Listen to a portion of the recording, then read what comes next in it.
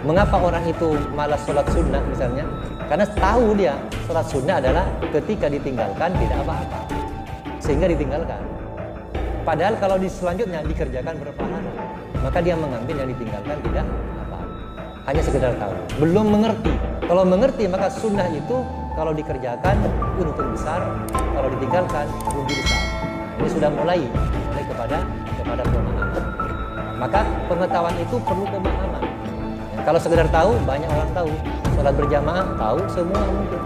Tapi seberapa persen yang melaksanakan sholat berjamaah? Kemudian selanjutnya tidak cukup pemahaman, perlu perenungan. Rizki itu adalah Allah yang telah menetapkan. Jadi ada garansi dari Allah itu. Garansi yang pertama adalah garansi rizki.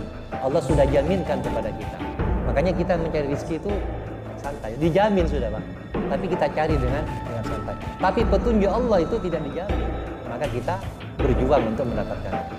Yang terjadi apa? Rizki berjuang terus maksimal, tapi petunjuk tidak berjuang untuk mendapatkannya. Sehingga apa? Terjadi pembalikan dalam kehidupan.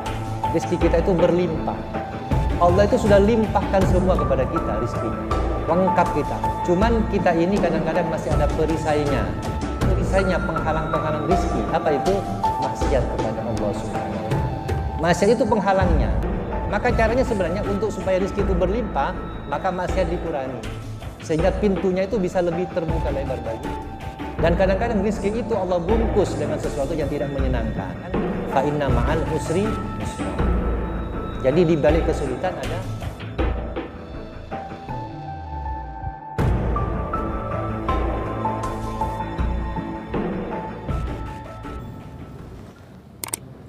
Assalamualaikum warahmatullahi wabarakatuh.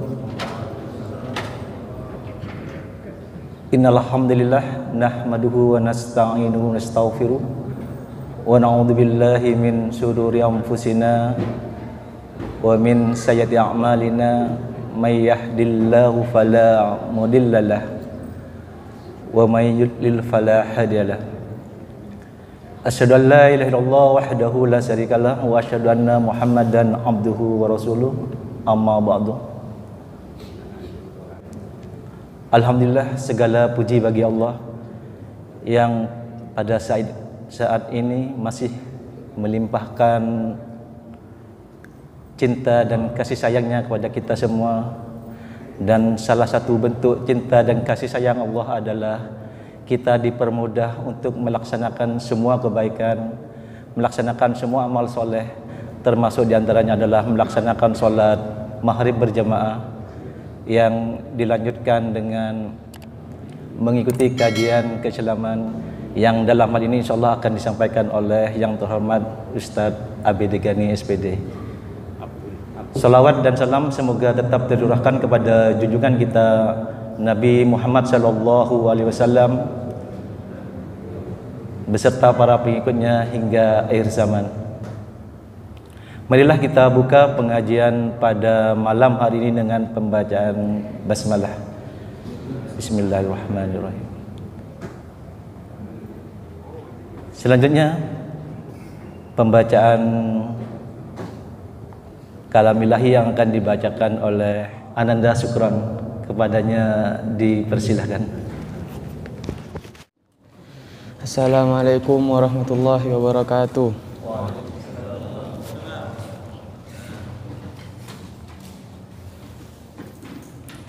A'udzu billahi minasy syaithanir rajim. Bismillahirrahmanirrahim. Amma yatasaalun anin naba'il azim alladzi hum fihi mukhtalifun kalla saya'lamun thumma kalla saya'lamun alam naj'alil arda mihada wal jibala autada wa khalaqnakum azwaja wa ja'alna nawmakum subata wa ja'alna al-layla libasa wa ja'alna an-nahara ma'asha وبنينا فوقكم سبعا شدادا وجعلنا سراجا وهاجا وأنزلنا من المعصرات ماء ثجاجا لنخرج به حبا ونباتا وجنات ألفافا إن يوم الفصل كان ميقاتا يوم ينفخ في الصور فتأتون أفواجا وفتحت السماء فكانت أبوابا وسيرت الجبال فكانت سرابا إن جهنم كانت مرصادا للطاغين مآبا لابثين فيها أحقابا لا يذوقون فيها بردا ولا شرابا إلا حميما وغساقا جزاء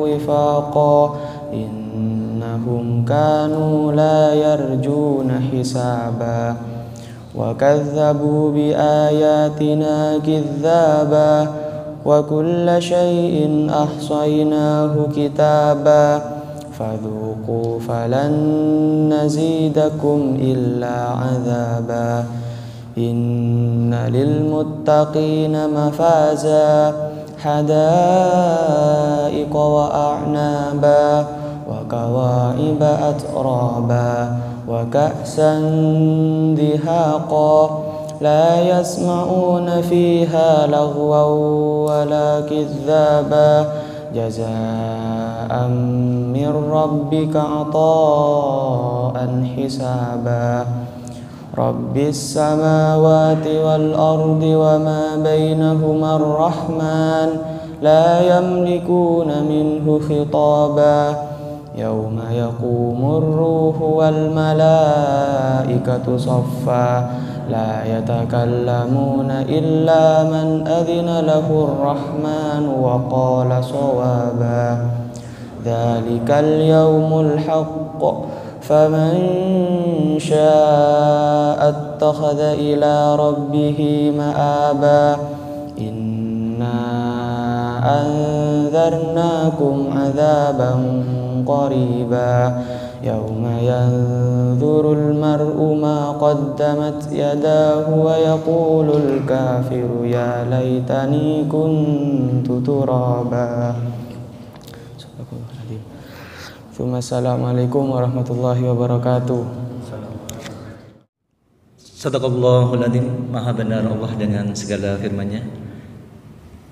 Selanjutnya kajian keislaman yang dalam hal ini akan disampaikan oleh yang terhormat Ustadz Abid Degani SPD. Kepada beliau dipersilakan. Assalamualaikum warahmatullahi wabarakatuh.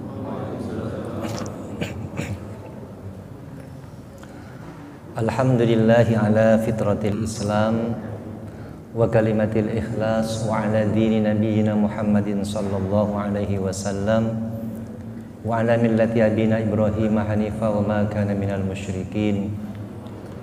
Asyhadu an la ilaha illallah wahdahu la syarika lah wa asyhadu anna Muhammadan abduhu wa rasuluh. Allahumma shalli ala Muhammadin wa ala alihi wa ashabihi ajma'in. Qala Allah Ta'ala fi kitabihil karim, a'udzu billahi as-sami'il 'alim minasy syaithanir rajim. Ya ayyuhalladzina amanu taqullaha wa qulu qawlan sadida yuslih lakum a'malakum wa yaghfir lakum dzunubakum wa may yuti'illaha wa rasulahu faqad faza fawzan 'azima. Hadirin bapak-bapak, ibu-ibu,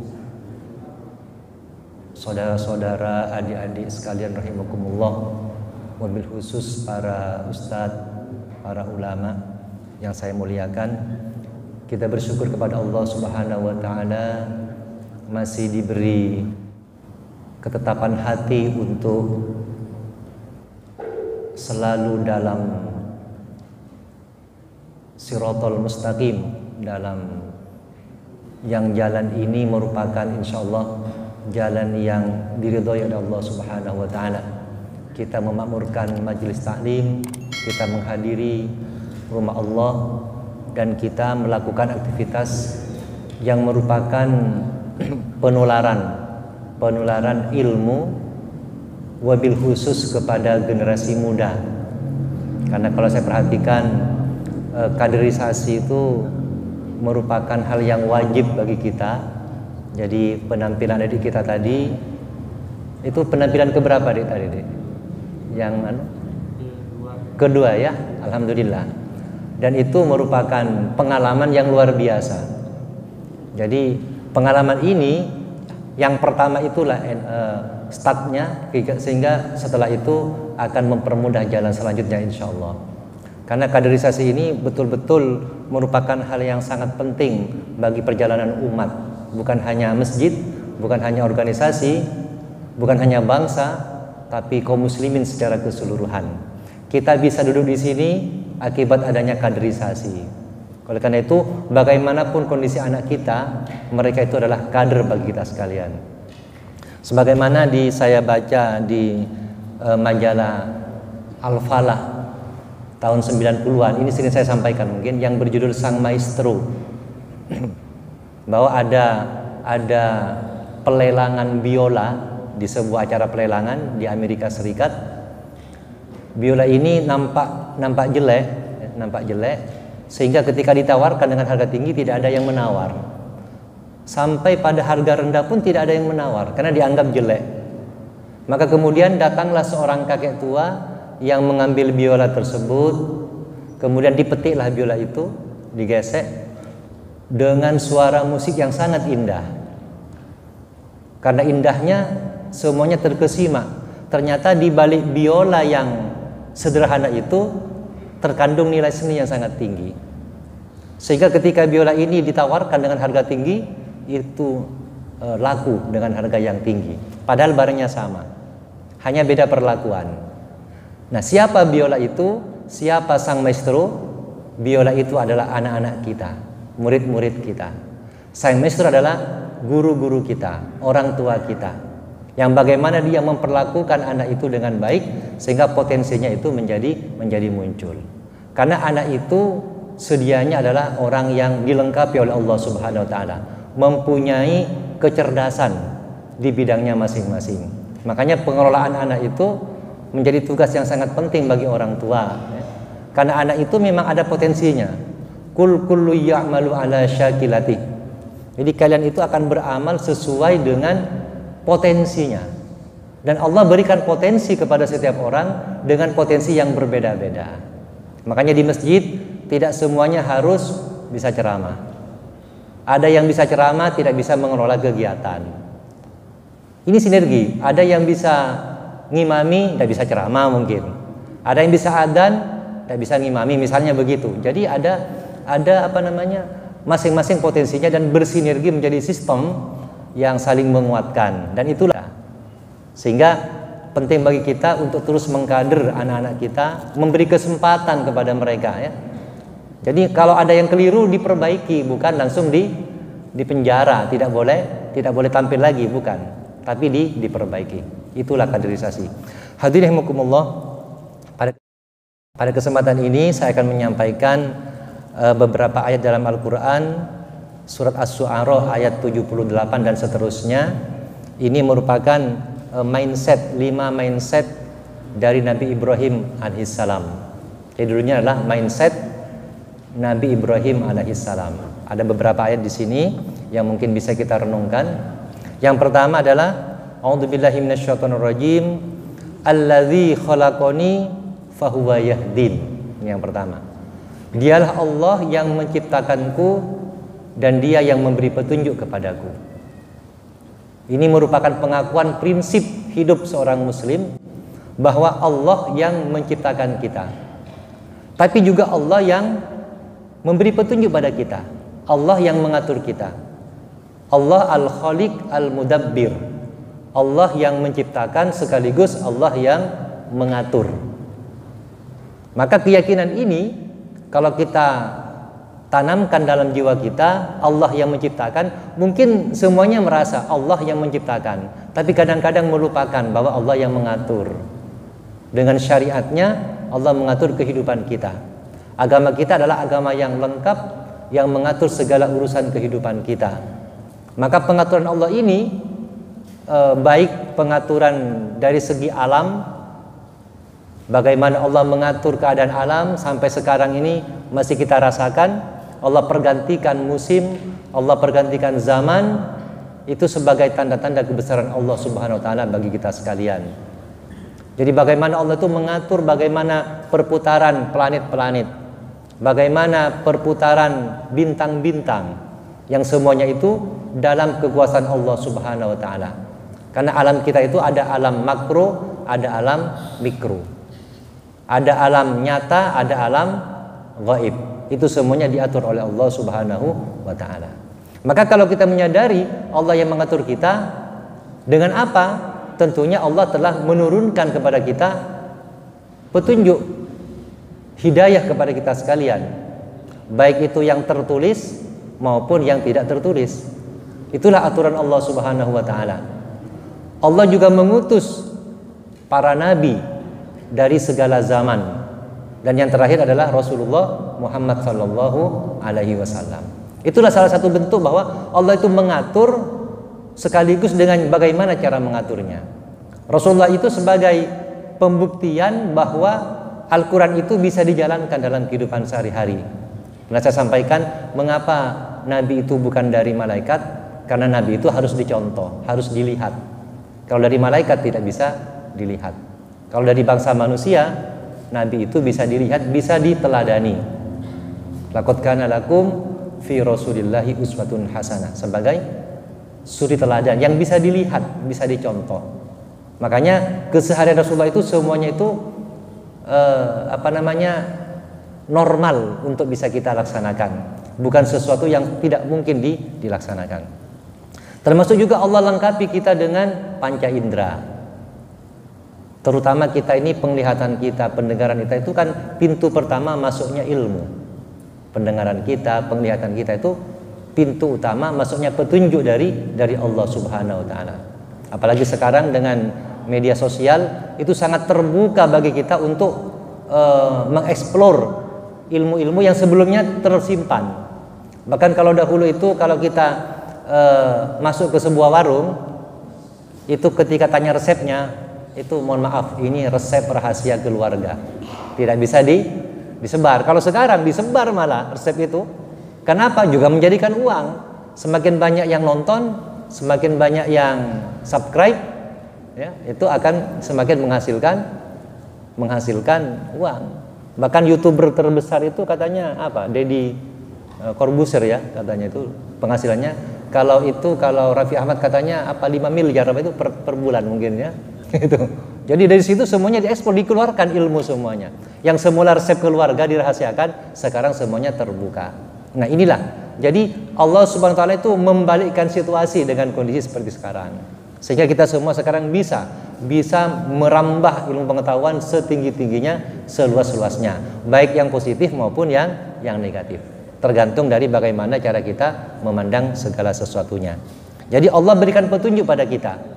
Maka ilmu ini bisa melalui pengajian dan semacamnya, melalui fenomena kehidupan kita. Kita bisa mengambil ibroh, pelajaran-pelajaran. Makanya tahapan ilmu, hadirin rahimakumullah, itu yang pertama ketika kita belajar itu tahapannya ada 3. Jadi sampai kepada amal itu ada 3 tahapan. Yang pertama kita belajar, seperti sekarang belajar.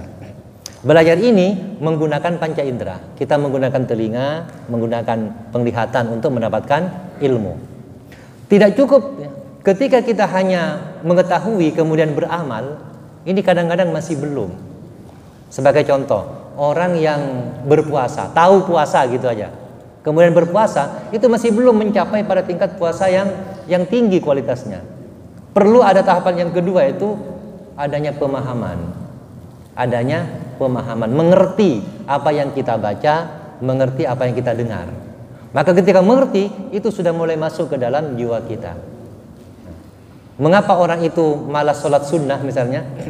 Karena tahu dia sholat sunnah adalah ketika ditinggalkan tidak apa-apa. Ketika ditinggalkan tidak apa-apa, sehingga ditinggalkan.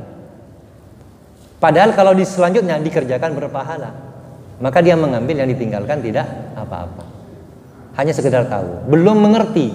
Kalau mengerti maka sunnah itu kalau dikerjakan untung besar, kalau ditinggalkan rugi besar. Nah, ini sudah mulai kepada pemahaman. Bisa dilihat di buku 1001 Amalan Sunnah Sehari Semalam karya Syekh Khalid Husainan. Bisa dilihat di sana bagaimana amalan sunnah kita sehari-hari itu bisa kita pelajari, dan ternyata banyak sekali amalan sunnah yang sangat sepele tapi mempunyai nilai pahala yang tinggi dari Allah Subhanahu wa taala. Maka pengetahuan itu perlu pemahaman. Ya, kalau sekedar tahu, banyak orang tahu. Sholat berjamaah tahu semua mungkin. Tapi seberapa persen yang melaksanakan sholat berjamaah? Karena masih ditahu, masih di tahap informasi masuk, belum kepada taraf pemahaman. Kemudian selanjutnya tidak cukup pemahaman, perlu perenungan, ya, direnungkan. Kalau pengetahuan tadi didapat dengan panca indera, dengan membaca, mendengar, kalau pemahaman itu dengan mengkaji. Ya, seperti ini misalnya ayat Utslu ma uhiya ilaika minal kitab. Telaah kaji apa yang kamu baca dari Alkitab. Kemudian wa aqimis shalah. Kemudian salatlah. Artinya salat yang baik itu melalui pengkajian. Sehingga terjadi pemahaman. Itu dikaji. Kemudian untuk supaya kita ini sadar pentingnya itu perlu perenungan, perlu tafakkur. Dari sinilah mungkin akan muncul karakter kebijaksanaan. Ada istilah the power of wisdom, kekuatan kebijaksanaan. Nah, orang yang bijaksana inilah yang mampu mensinergikan dirinya dengan Allah Subhanahu wa taala, sehingga dia melaksanakan dengan penuh kecintaan, dengan penuh kesadaran. Maka tahapannya baru amal. Jadi ketika tahu, paham, kemudian sadar dengan perenungan, baru bisa beramal maksimal. Makanya kemudian ketika sholat berjamaah terlambat, dia merasa rugi karena sadar pentingnya sholat berjamaah. Ketika tidak berpuasa sunnah, dia rugi. Kenapa? Sadar ada kesempatan pahala yang telah berlalu. Nah, inilah puncak dari amal itu melalui pintu kesadaran. Sadar ketika sholat, kan sering tidak sadar ketika sholat. Sering tidak sadar, tahu sholat, bacanya tahu. Ketika tidak paham artinya, maka dia itu tidak mengerti. Ya. Tapi ketika mengerti, bisa menuju kepada kesadaran melalui perenungan, sehingga amalnya menjadi amal yang bagus di hadapan Allah Subhanahu wa taala. Itu yang pertama. Alladzi khalaqani fahuwa yahdin. Allah yang menciptakanku dan Allah yang memberi petunjuk kepadaku.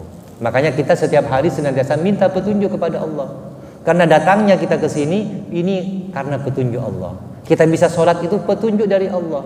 Allah tetapkan hati kita untuk bisa beribadah kepadanya. Betapa banyak orang yang tergelincir hatinya, ya, karena dia berpaling dari petunjuk Allah Subhanahu wa taala. Itu yang pertama. Yang kedua, walladzi huwa yut'imuni wa huwa yasfin. Ya, wa yasfin, ya. Walladzi huwa yut'imuni wa yasfin. Dialah Allah yang memberi makan kepadaku, yut'imuni wa yasfin, dan memberi minum. Ya, memberi minum kepadaku. Allah yang beri makan dan Allah yang memberi minum kepadaku. Nah, jadi seperti ini memberikan kesadaran pada kita bahwa rezeki itu adalah Allah yang telah menetapkan. Jadi ada garansi dari Allah itu. Garansi yang pertama adalah garansi rizki.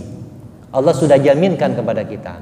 Makanya kita mencari rizki itu santai, dijamin sudah, Pak.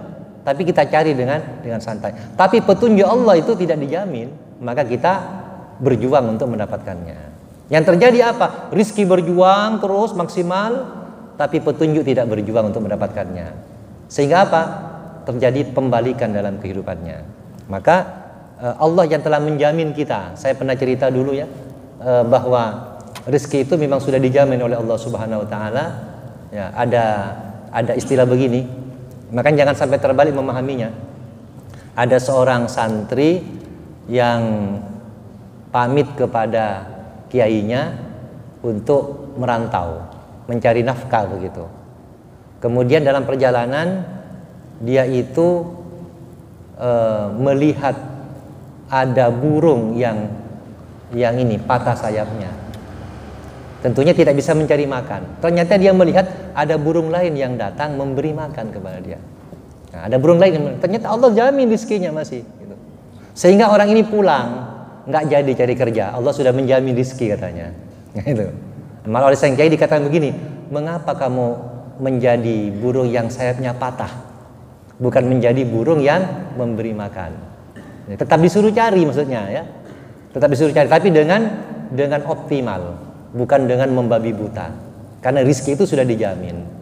Bahkan ketika seorang ulama itu dalam sebuah perjalanan itu menemukan orang yang tercebur ke sumur, maka kemudian dia itu bantu untuk ke atas itu. Kemudian ditanya, mengapa kamu terjebur ke sumur? Nah, sebelum bertanya diberi minum 1 gelas. Kemudian setelah itu ditanya bagaimana ceritanya, maka direka ulang, dia coba bagaimana ceritanya. Kemudian dia itu mengulang peristiwanya, tercebur lagi ternyata. Tercebur lagi, ketika diangkat sudah meninggal. Nah, ternyata ulama ini menuliskan bahwa rahasianya adalah ternyata orang ini rizkinya belum cukup tadi. Kurang 1 gelas air. Nah itu, kurang 1 gelas. Jadi rizkinya itu lengkap sudah. Jadi kalau belum 100% belum akan mati, belum. Allah lengkapkan sudah sesuai dengan yang Allah tuliskan di Lauhul Mahfuz. Nah, makanya jangan khawatir, rizki kita itu berlimpah. Menurut Ustadz Nasrullah dalam buku Magnet Rizki, Allah itu sudah limpahkan semua kepada kita rizkinya, lengkap kita. Cuman kita ini kadang-kadang masih ada perisainya. Bisa dicek di bukunya, bisa di-download mungkin, Magnet Rizki. Jadi ada perisai-perisainya, penghalang-penghalang rizki. Apa itu? Maksiat kepada Allah Subhanahu wa ta'ala. Maksiat itu penghalangnya. Maka caranya sebenarnya untuk supaya rizki itu berlimpah, maka maksiat dikurangi. Sehingga pintunya itu bisa lebih terbuka lebar bagi kita. Dan kadang-kadang rizki itu Allah bungkus dengan sesuatu yang tidak menyenangkan. Jadi bungkusnya kadang-kadang kan fa inna ma'al usri yusron. Jadi di balik kesulitan ada kemudahan. Artinya kadang-kadang Allah itu diberi bungkus penderitaan. Padahal Allah siapkan rizki yang besar. Mungkin bungkusnya sakit ya. Sebagaimana ada teman saya jamaah masjid ini ketika di Jakarta dulu itu sebelum pandemi itu jaya sekali, sampai ada mungkin omsetnya sudah jadi pemborong. Mobilnya beberapa mobil, punya rumah sudah besar. Ya, dia luar biasa hasilnya. Kemudian kena krismon itu kolab. Katanya di Jakarta dulu itu ya kadang-kadang tidak sholat, kan sibuk itu sudah, tidak sholat macam-macam, itu rambutnya panjang gitu ya. Ya istrinya itu emasnya banyak itu katanya itu, nah, luar biasa. Kena krismon pulang ke Sumeneb. Di Sumeneb itu tersisa 1 rumah orang bayar hutang. Dari situ kemudian dia menyadari, kemudian dia ke masjid. Nah, ternyata apa? Alhamdulillah sekarang itu luar biasa. Jadi jamaah tetap Masjid Darussalam sampai suruk setiap hari beliau ya. Dan ternyata Allah buka pintu-pintunya itu. Ya. Allah buka. Bisnis ini jalan terus itu jalan sekali itu. Kenapa? Pintu penutupnya sudah dibuka. Perisainya sudah dibuka. Dan rizki itu bukan hanya uang, tapi kita mempunyai kedamaian hati itu juga rizki dari Allah Subhanahu wa ta'ala. Hadihimukumullah. Jadi Allah yang memberi makan kita, Allah yang beri minum, maka yakinlah semuanya sudah ditetapkan dan kita jangan khawatir. Yang penting apa? Kebaikan kita tanamkan terus ya, karena dalam ilmu psikologi kan ada namanya the law of attraction, hukum tarik menarik. Jadi kita lemparkan kebaikan akan menarik kebaikan ya. Ada lagi the law of projection, hukum pemantulan gitu. Jadi kita memantulkan ke sana, maka akan kembali kepada kita. Jadi keluarkan kebaikan, maka kita akan juga menerima kebaikan. Dari mana? Mulai dari diri kita, dari kehidupan sehari-hari, dari gestur tubuh kita, bahasa tubuh kita, dari ekspresi wajah kita. Mari kita luruskan. Ya. Jangan suka dengki, jangan suka cemas yang pernah saya sampaikan dulu ya. Jadi kecemasan ini memang pangkal dari penyakit hati, kecemasan. Makanya doanya Allahumma inni a'udzubika minal hammi wal hazani. Kita berlindung dari cemas dan sedih. Sebab kecemasan ini menurut Dr. Andri ini pangkal dari penyakit psikosomatik. Nah, saya sampaikan itu ada 10 kalau tidak salah, ada 10 tanda-tanda yang sempat saya tulis ini. Ada 10 tanda orang yang terkena gejala psikosomatik. Yang pertama adalah berdebar-debar. Ini sebenarnya masalah di jantung. Berdebar-debar ketika akan terjadi sesuatu, akan melakukan sesuatu. Ya. Seperti saya misalnya, ketika ada ujian misalnya, nah itu berdebar-debar. Kepala sekolah ada monitoring misalnya, itu berdebar-debar. Ini kalau terus-menerus, ini bisa berbahaya. Ya. Jadi penyakit jiwa yang bermula dari cemas itu kemudian bisa nampak pada badan, yaitu berdebar-debar. Kemudian juga kadang-kadang sakit perut, ya, mah itu. Kadang-kadang juga sering bersendawa, adrep malolo, ya, itu. Atau juga sesak nafas, itu diantara gejala-gejala orang yang terkena psikosomatik. Dan itu pangkalnya cemas, takut, marah. Cemas, takut, marah. Kalau cemas itu khawatir kepada yang akan terjadi, ya, termasuk sedih. Sedih itu adalah tidak menerima apa yang sudah terjadi. Itu.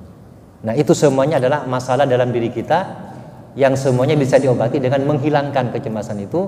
Kita menjadi manusia yang lebih tenang dalam menghadapi kehidupan. Nah, ketenangan itu bisa didapat dengan tawakal kepada Allah Subhanahu wa taala. Jadi kalau ada masalah, yakinlah masalah itu akan berlalu. Ya, akan berlalu. Dulu juga sering ada masalah, kan sudah berlalu. Berarti masalah sekarang insya Allah juga sudah akan berlalu. Mungkin kita diberi kekurangan supaya kita sadar bahwa Allah yang akan kita minta kepadanya. Memang tidak mudah karena ini teorinya.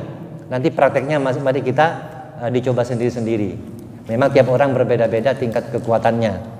Jadi yang kedua tadi, Allah yang memberi makan, Allah juga yang memberi minum. Kemudian yang ketiga, wa idza maridtu fahuwa yashfin. Allah yang memberikan penyakit, Allah juga yang memberikan obat. Nah ini, jadi obat itu Allah sudah siapkan. Dalam di buku Ar-Rasul itu tentang Rasulullah itu, ketika ada air itu dimasuki lalat, nah, wallahu alam penelitian terbarunya ya, itu waktu itu dijelaskan bahwa sekalian cemplungkan ke dalam, kemudian buang, baru bisa diminum. Katanya sebelahnya itu penyakit, sebelah sayapnya adalah obat. Nah, jadi Allah tetapkan obat. Bahkan itu katanya kalajengking itu kalau kita disengat itu obatnya juga ada di tubuhnya itu. Katanya begitu juga, wallahu alam. Tapi itu Allah siapkan semuanya obatnya bagi kita. Jadi yang membuat sakit itu adalah Allah memberikan takdir, bukan virusnya, bukan. Jadi kan sudah dibahas di masjid Nur. La adwa, tidak ada tular menular. Artinya penyakit itu tidak bisa menularkan dirinya. Itu atas kehendak Allah. Kalau memang penyakit itu bisa menularkan kehendak dirinya, semuanya kena. Tapi ternyata ada yang tidak kena, ada yang kena itu. Karena itu takdirnya di situ. Ada Allah yang kuatkan dari penularan itu, ada yang tidak dikuatkan. Dan semuanya adalah ujian dari Allah Subhanahu wa taala. Allah siapkan obatnya. Dan obat ini terutama penyakit jiwa, nah, itu Allah siapkan ya. Allah itu siapkan dengan Al-Quran salah satunya ya, untuk mengobati jiwa kita, karena penyakit di jiwa itu memang kuncinya adalah di Al-Quran. Juga termasuk ini Al-Quran juga bisa mengobati penyakit badan ya. Cuman tekniknya mari kita tanya kepada ahlinya bagaimana Al-Quran itu bisa mengobati badan, karena bacaan Al-Quran itu terpengaruh betul ya. Ada sebuah penelitian kecambah yang ditanam itu di tempat yang berbeda itu di setel musik. Ada yang musik dangdut, ada yang musik rock, ada musik jazz, ada Al-Quran. Ternyata yang Al-Quran itulah yang cepat pertumbuhannya. Berarti terpengaruh memang. Ada getaran. Kan dalam dunia energi itu ada frekuensi, ada ada vibrasi, ada getaran. Yang sulit tumbuhnya itu musik rock gitu katanya. Musik rock. Burung gitu, mantak-mantak itu. Nah, itu. Jadi mungkin orang yang hidupnya dengan musik rock di rumahnya itu sulit ya. Jiwanya menjadi kuat mungkin ya. Nah, itu. Kita bisa perhatikan kalau musik rock yang tampil bagaimana, Pak? Ada yang nggak pakai baju ya. Ada yang mic-nya diangkat-angkat, kemudian celananya bolong-bolong. Sudah tampak sekali sedang ada penyakit dalam jiwanya. Itu. Tapi dengan Al-Quran itu bisa lebih cepat pertumbuhannya. Berarti kita juga begitu, ya. Kita juga begitu. Hadirin rahimakumullah. Jadi Allah yang telah memberikan penyakit, Allah juga yang akan mengobati. Kemudian berikutnya walladzi yumituni summa yuhyin. Allah yang mematikanku kemudian menghidupkanku. Allah yang mematikanku kemudian Allah menghidupkanku. Nah, kita ini mengalami kematian 2 kali, mengalami hidup 2 kali. Di dalam Al-Quran soal Al-Baqarah itu dijelaskan. Kaifa takfuruna billahi wa kuntum amwatan fa ahyakum. Summa yumitukum summa yuhyikum. Nah, itu. Jadi, mengapa kamu kafir kepada Allah ya, yang telah yang dulunya kamu mati. Nah, itu. Artinya kita tidak ada dulu ya. Kemudian Allah hidupkan. Kemudian Allah matikan, kemudian dihidupkan lagi oleh Allah. Artinya kita ini mengalami kematian 2 kali dan kehidupan 2 kali. Awalnya itu bukan hidup tapi mati. Akhir kita adalah hidup, bukan mati. Nah, ini kan terbalik manusia. Seolah-olah kita ini hidup kemudian mati, tidak. Kita itu mati, artinya tidak ada. Allah hidupkan di alam azali, Allah turunkan ke alam perut ibu kita, alam rahim, kemudian Allah turunkan ke dunia. Jadi kita mati pertama tidak ada, kemudian hidup, kemudian Allah matikan nanti, masuk ke alam barzah. Setelah itu Allah hidupkan dan itu tidak akan pernah mati. Jadi awal kita mati, akhir kita adalah hidup. Bukan awal kita hidup, akhirnya mati, bukan. Ya, bukan. Jadi itu pemahaman yang keliru. Ada orang, makanya kemudian kita itu harus meyakini ketika kita sudah mati nanti, itu pintu pertama untuk masuk alam yang sebenarnya.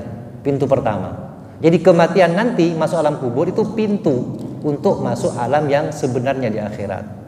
Makanya orang yang kita Rasul itu memang orientasinya kepada akhirat. Kalau kita ini akhirat orientasinya itu hidup menjadi enak, menjadi ringan. Beban-beban dunia itu menjadi mudah untuk kita lalui. Kenapa? Akhirat itu abadi, sementara dunia itu sangat berat.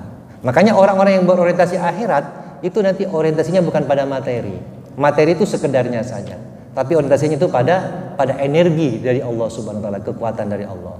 Kalau materi itu kan jauh, seperti sekarang ini saya secara materi dengan hadirin itu kan berjarak secara materi, tapi dalam energi itu menyatu. Kita menyatu jiwa kita kan, menyatu dalam lindungan Allah Subhanahu wa taala.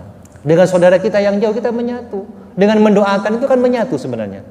Dan kita sering mendoakan tiap hari, Allahumma ighfir lil muslimina wal muslimat, menyatu kita dalam dunia energi, tapi dalam dunia metafisika, kalau dalam bahasa yang keren itu ya, itu kita menyatu ya.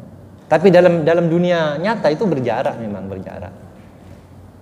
Oleh karena itu keyakinan ini bahwa kita ini akhirnya itu akan hidup terus, itu akan mempermudah kita untuk bisa semakin meningkatkan ketaatan kita kepada Allah Subhanahu wa taala.